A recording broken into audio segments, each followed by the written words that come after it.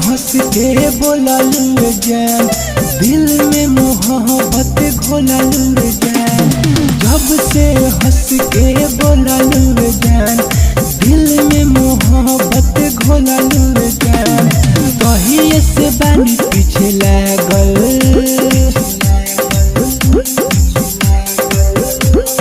जब से बजल बारू छागल, तब से भइल बानी पागल।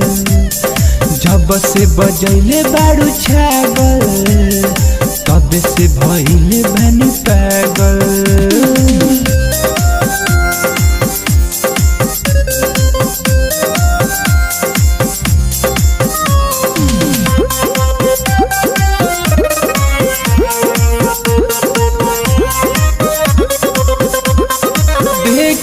यादा फिदा हो गई जाने हो तो हरो, कहीं न दिलवा लागता सहारा लहो मरो।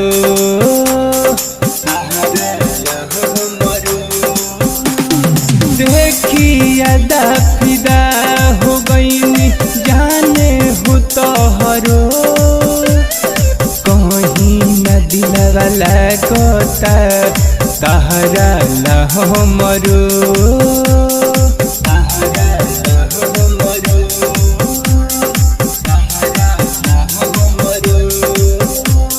जब से देखी मुस्कैलू जान, दिल घवाहिल कैलू जान।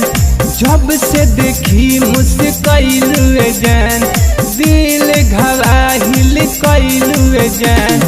दहिए से रहतनी जागल,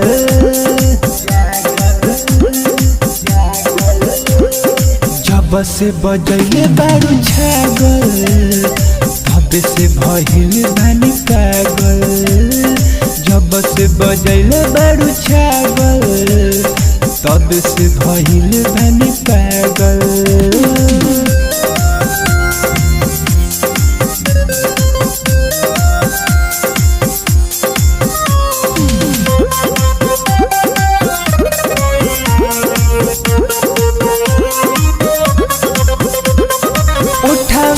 गुलाब जैसे ताहा चेहरा नूरानी बा, चमके लुई से जैसे देह पर सोनवा के पानी।